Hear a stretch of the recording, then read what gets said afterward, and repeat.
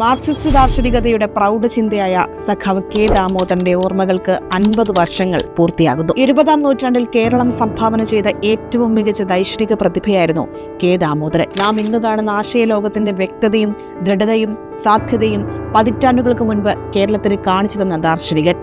കേരളത്തിലെ കമ്മ്യൂണിസ്റ്റ് പാർട്ടിയുടെ സ്ഥാപകാംഗവും സ്വാതന്ത്ര്യ സമര സേനാനിയുമായ കെ ദാമോദരന്റെ രാഷ്ട്രീയ ജീവിതം മാറുന്നത് 1931 ഉപ്പ് സത്യാഗ്രഹത്തോടെയാണ്. സാമൂതിരി കോളേജിലെ വിദ്യാർത്ഥിയായിരിക്കെ തന്നെ കേരളത്തിലെ ആദ്യത്തെ വിദ്യാർത്ഥി സംഘം രൂപീകരിച്ച സഖാവ് ആ കാലയളവിൽ തന്നെ എഴുത്തു ജീവിതവും ആരംഭിച്ചു. രാഷ്ട്രീയ പ്രവർത്തനങ്ങളുടെ പേരിൽ സാമൂതിരി കോളേജിലെ തുടർ പഠനം നിഷേധിക്കപ്പെട്ട ദാമോദരൻ പിന്നീട് പഠിക്കാനെത്തുന്നത് കാശി വിദ്യാപീഠത്തിലേക്കാണ്.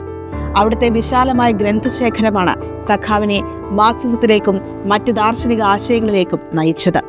ഇന്നത്തെ പോലെ സാങ്കേതികമായി പുരോഗതിയോ അറിവിന്റെ ലഭ്യതയോ ഇല്ലാത്ത കാലത്ത് വായനയിലൂടെ സ്വായത്തമാക്കിയ ചിന്താലോകമായിരുന്നു കെ ദാമോദരന്റെ കരുത്ത്. ഒരുപക്ഷെ ഇന്ത്യ സ്വതന്ത്രമാകുന്നതിന് മുൻപ് സാർവദേശീയ സമത്വത്തിന്റെ ചിന്തകൾക്ക് തന്നെ അദ്ദേഹം തിരികൊളുത്തി.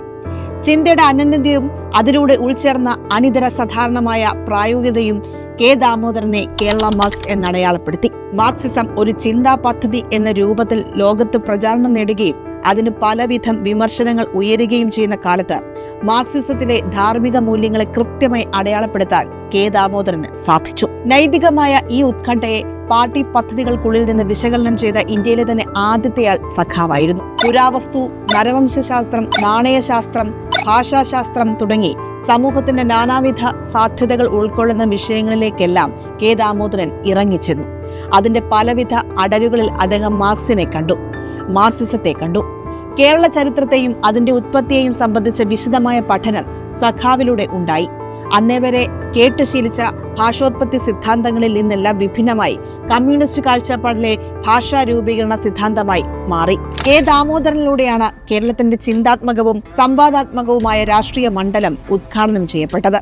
കോഴിക്കോട് തെരുവിൽ നിരാലംബരായ തെരുവിലുറങ്ങുന്ന മനുഷ്യരെക്കുറിച്ച് സർവേ നടത്തി പരിഹാര മാർഗങ്ങൾ പോലും നിർദ്ദേശിച്ച ആൾ കൂടിയായിരുന്നു അദ്ദേഹം. ഒരുപക്ഷെ ആധുനിക പ്രൊജക്ട് മെത്തഡോളജികൾ വരുന്നതിന് മുൻപ് നടത്തിയ ശാസ്ത്രീയ പഠനം ഇന്ത്യയുടെ ദാർശനിക പാരമ്പര്യത്തിന് പക്ഷപാതരഹിതമായ പഠനം നടത്താൻ സാധിച്ചതും ഇദ്ദേഹത്തിന്റെ കാലത്താണ്. ഇന്ത്യൻ മാർക്സിസ്റ്റ് പഠിതാക്കളുടെ ശ്രദ്ധ തുടർച്ചയില്ലാതെ പോയ ഈ മേഖലയുടെ ആരംഭകരിൽ ഒരാൾ കെ ദാമോദരനായിരുന്നു. ഭാരതീയ തത്വചിന്ത എന്ന പുസ്തകം ഇന്ത്യയിൽ രൂപപ്പെട്ട തത്വചിന്തകളുടെ വിശദമായ പഠനമായിരുന്നു. ഭാവിയിൽ വർഗീയവാദികൾ കൈയടക്കാൻ സാധ്യതയുള്ള മേഖലയായിരുന്നു ഇതെന്ന് ആദ്യ ധാരണ കെ ദാമോദരനുണ്ടായിരുന്നു. ഉപനിഷത്തിലും വൈദിക സാഹിത്യത്തിലും രൂപപ്പെട്ട ആദ്യ തത്വചിന്തയുടെ വേരുകൾ തേടി അദ്ദേഹം സഞ്ചരിച്ചു. അതിനെ നവോത്ഥാനത്തിന് സമാനമായി മനുഷ്യപക്ഷത്തേക്ക് വിമോചിപ്പിക്കാൻ അദ്ദേഹത്തിന് സാധിച്ചു. ഇന്ന് ഇന്ത്യ നേരിടുന്ന കഠിനമായ വർഗീയവ്യഥയിൽ അതിനെ പ്രതിരോധിക്കാനുള്ള മനുഷ്യപക്ഷ ചിന്താ സാധ്യതയെ കാലങ്ങൾക്ക് മുൻപേ കെ ദാമോദരൻ തുറന്നിട്ടിരുന്നു. ചിന്തയുടെ ആ കനൽ തന്നെയാണ് വർഗീയതയുടെ കാലത്തെ ഏറ്റവും മികച്ച പ്രതിരോധം.